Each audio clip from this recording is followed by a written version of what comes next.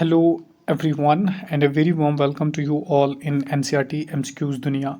तो आज के इस लेक्चर में हम बात करेंगे चैप्टर नंबर 4 की एलिमेंट्स ऑफ डेमोक्रेटिक गवर्नमेंट, जो कि पॉलिटी यानी सिविक्स का चैप्टर है। तो क्वेश्चन नंबर 1 क्या है?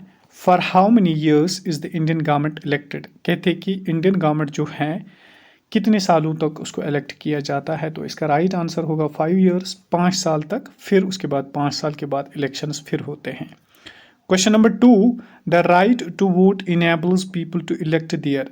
कहते हैं कि जो राइट टू वोट है लोगों को, वो क्या करते हैं, उससे क्या होता है, उससे वो अपने रिप्रेजेंटेटिव चूज करते हैं ताकि वो पॉलिसी उनके बिहाफ पे काम करे या उनके बिहाफ पे लॉ मेकिंग करे।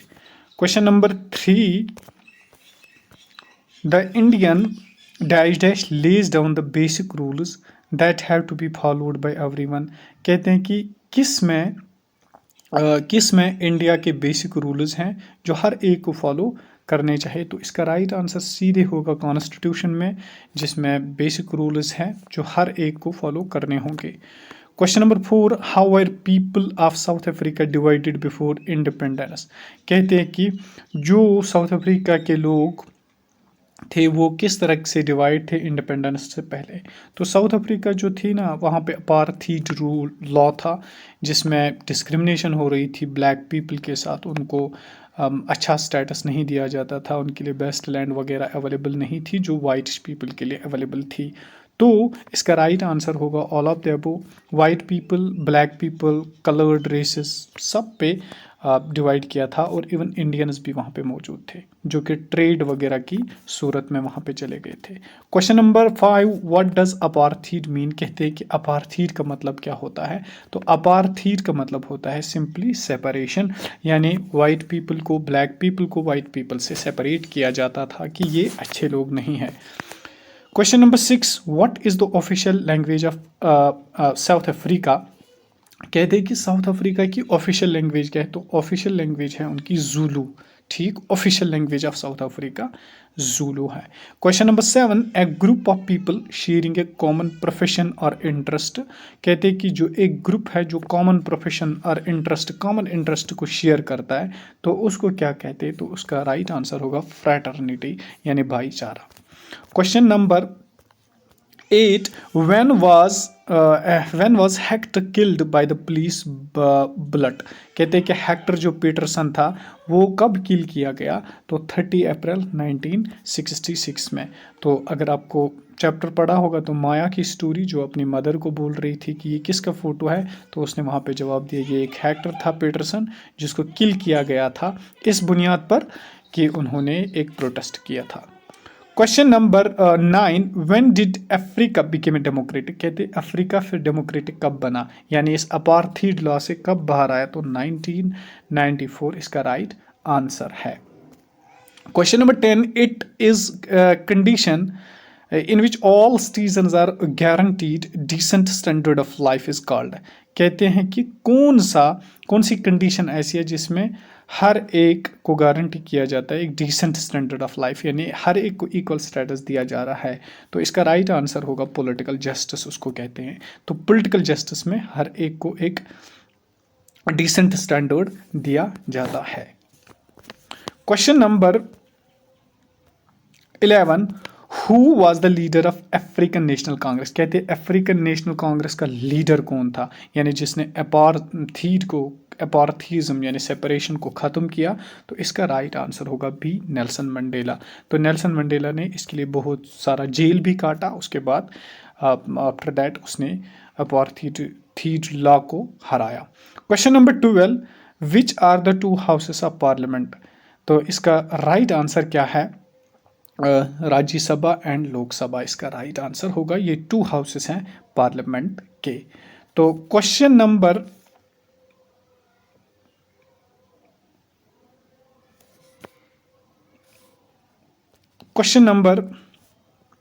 13 क्या है, if a government wants to be in power then it has to be. तो अगर गवर्नमेंट चाहती है कि हम पावर में बाकी रहे, तो उस वक्त गवर्नमेंट को क्या करना चाहिए तो उसका उस वक्त क्या होना चाहिए, यानी उस वक्त क्या करना चाहिए लोगों को या गवर्नमेंट को इसके लिए। तो इसका राइट आंसर जो होगा, इसका राइट आंसर होगा री इलेक्टेड बाय द पीपल। अगर लोग 5 साल के बाद किसी को री इलेक्ट करेंगे तो वही गवर्नमेंट पावर में आ सकती है। Question number 14, apartheid is discrimination on the ground of. कहते हैं कि अपार्थीड जो है वो किस किस्म की मतलब किस बेस पे, किस ग्राउंड की डिस्क्रिमिनेशन है। तो अपार्थीड राइट आंसर होगा रेस। रेस की बुनियाद पे अपार्थीड की डिस्क्रिमिनेशन की जाती है कि ये ब्लैक लोग हैं और ये वाइट लोग हैं, तो उस वजह से।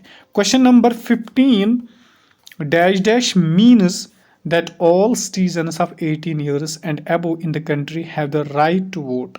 तो कहते हैं कि हर एक 18 ईयर का जो होगा उसको राइट टू वोट है। पहले 21 ईयर्स हुआ करता था, अब 18 ईयर्स।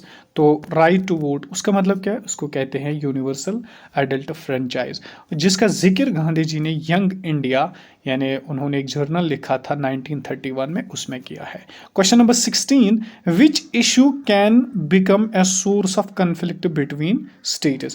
कहते हैं कि कौन सा इशू बन सकता है एक कॉन्फ्लिक्ट, एक झगड़ा बिटवीन स्टेट्स के दरमियान। Rivers, roads, transport, none of these. तो इसका राइट आंसर जो होगा वो होगा ए, रिवर्स की बुनियाद पर, क्योंकि उनमें पानी नहीं पहुंचेगा। रोड्स तो डायरेक्ट ऐसे होंगे, ट्रांसपोर्ट तो डायरेक्ट चलेगा, लेकिन रिवर्स की बुनियाद पर, क्योंकि वो रिवर्स का पानी अगर एक स्टेट अपने पास ज़्यादा रखे तो दूसरे के पास नहीं पहुंच पाएगा, इस पे कॉन्फ्लिक्ट हो सकता है। Question number 17, the government is a system which governs the organisation of the. कहते हैं गवर्नमेंट एक ऐसा सिस्टम है जो गवर्न करती है किसको, क्या स्टेट को, सोसाइटी को, कंट्री को। तो इसका राइट आंसर जो होगा वो कंट्री को, ओवरऑल कंट्री को गवर्न करती है। Question number 18, untouchability is been ban under the article. तो आर्टिकल 17 के तहत टचेबिलिटी जो है, अनटचेबिलिटी का मतलब क्या होता है कि जो लोअर कास्ट्स होते थे उनके साथ टच नहीं किया जाता था, जिस तरह से B.R. अम्बेडकर की स्टोरी आपने सुनी होगी। तो 17 ने इसको फिर आर्टिकल 17 ने इसको फिर बैन किया।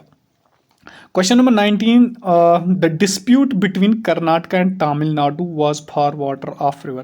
कहते हैं कि तमिलनाडु और कर्नाटका के दरमियान किस वाटर पे, किस रिवर पे डिस्प्यूट हुआ। तो इसका राइट आंसर होगा Kaveri. Question number 20 and this would be the last question. इसके बाद आंसर्स भी आप देखोगे। Which agency steps in to promote justice by providing special provisions that helps girl to overcome। कहते हैं कि कौन सी एजेंसी है जो प्रमोट करती है जस्टिस, क्या करती है justice, by providing special provisions देती है किन को, गर्ल्स को, to overcome, helps girls to overcome, यानी स्पेशल प्रोविजंस देती है लड़कियों को। तो इसका राइट आंसर जो होगा वो होगा 20, गवर्नमेंट। यानी गवर्नमेंट एक स्पेशल प्रोविजंस लड़कियों के लिए स्कीम्स निकालती है ताकि उनको अपलिफ्टमेंट किया जाए, ताकि उनको लड़कों के बराबर लाया जाए। Thank you so much. तो ये थे 20 क्वेश्चंस, तो ये रहे इनके आंसर्स, तो you can check by your own. तो वीडियो अगर अच्छा लगे तो दूसरों तक पहुंचाइए। Thank you.